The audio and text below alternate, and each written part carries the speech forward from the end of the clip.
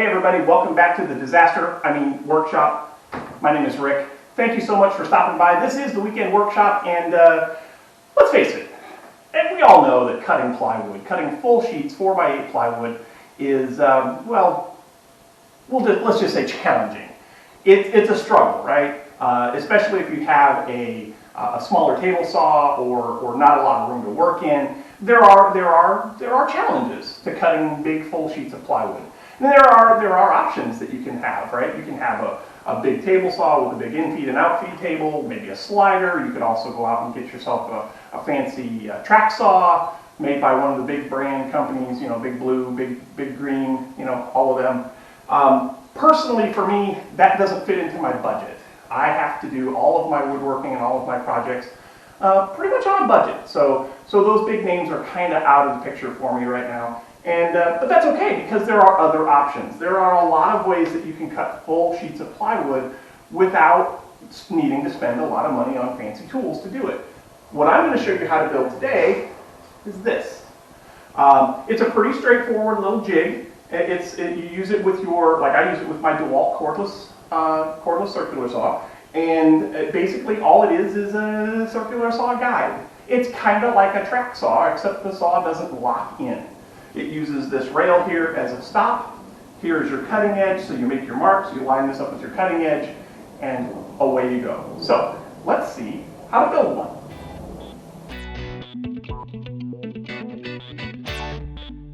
Building a saw guide is fairly straightforward and can be accomplished in just a few minutes.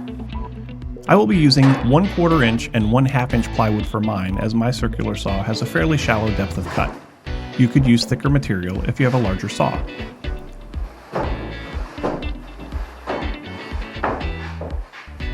To get started, I determine what the distance is from the edge of my saw base to the edge of my blade. I do this so that I can use a temporary saw guide for my first cut.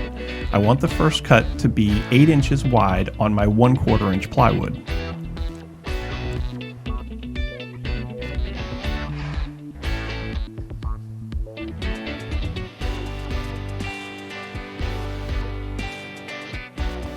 After marking the 1/4 inch plywood, I then use the 1/2 inch plywood as my temporary guide.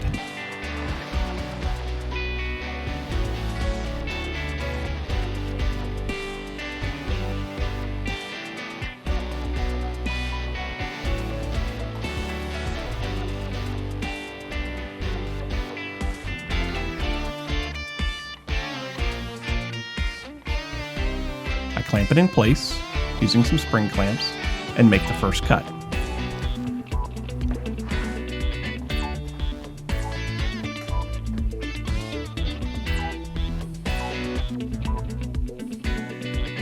I am making my cuts on top of a piece of 1-inch foam insulating board. This helps to keep the saw blade from cutting into my sawhorses or into my workbench, depending on what surface I'm cutting on top of.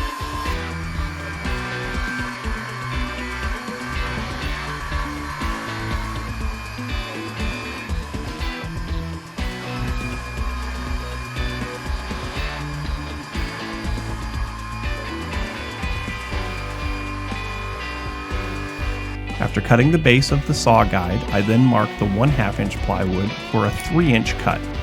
This will be the saw guide that I affix to the top of the base that the saw will ultimately track against when making our cuts for future projects. Since the base that we cut previously is a nice straight edge, I will use that for my temporary guide when cutting the 1/2 inch plywood. I clamp it in place and make the cut.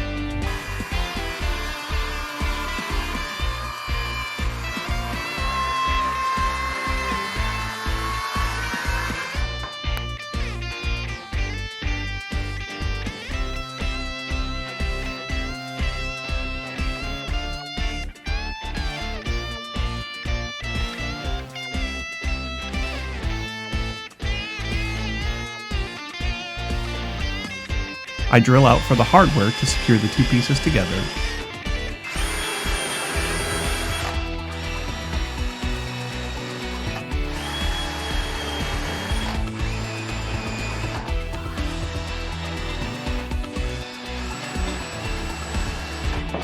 And then fasten them together using number 8 by 5/8 inch wood screws roughly 12 inches apart.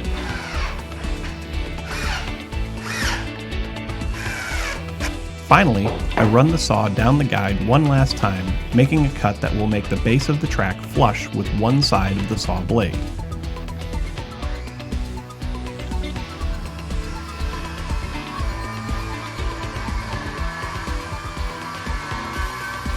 And with that, our track is now ready for use.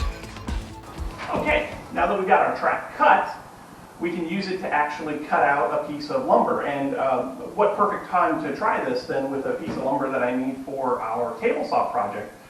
Stay tuned, more on that to come. But I need to start cutting out the pieces of the 1/2 inch ply that I'm going to use for the base cabinet. And each of those pieces needs to be 35 and 3/4 inches tall. And I can get everything that I need out of the leftover pieces from our track. So now that we got the track made, let's see if we can make a let's see if we can set up some base cabinets here. So we need to go 35 and 3/4. And what's beautiful about this is if I just go straight to the edge, if I go straight to the if I just make my mark where I want that cut to be made, then when I put the track on here and run the saw along it, the edge of this is where the edge of the saw blade is, and we should be in really good shape. A little bit of paint wax on this would probably be good, but I'm not going to worry about that just yet because it seemed to work out just fine. Get a clamp on it.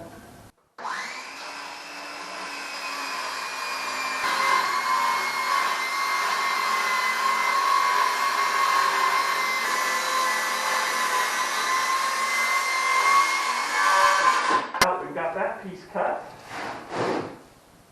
take the clamps off and see how we did. 35 and 3/4 inches. Dead perfect. I love it. Well, folks, there you have it. An inexpensive and effective way to cut big pieces of plywood. As we said at the beginning of this video, there are other options out there. What works for me may not work for you, but this is an option. It is a viable option. In the video, you saw me make the 8-foot version. I also made a shorter version in between cuts. That way I can do cross cuts on a 4-foot sheet of plywood. So I've got an 8-foot now and a 4-foot. And so far, I've used it for a couple of different cuts, and it works out just fine. Would a Craig jig or some other high-dollar Festool one, would that be more precise? Maybe. Don't really know. I know that there are people out there that swear by them. This is good enough for me. So thank you all so much for watching. I do hope that you enjoyed this video. If you did, maybe consider hitting the like button. Also, don't forget that you can subscribe to the channel and give us our support that way. If you would like to financially support the channel, there are ways that you can do that too. You can head over to patreon.com. The link for that will be down in the description. And you could become a Patreon supporter, get your name at the end of a video. Also, we've got stickers and t-shirts that we give away for several months worth of support over on there. And it is greatly appreciated. But once again, folks, hope you enjoyed. Thanks for watching.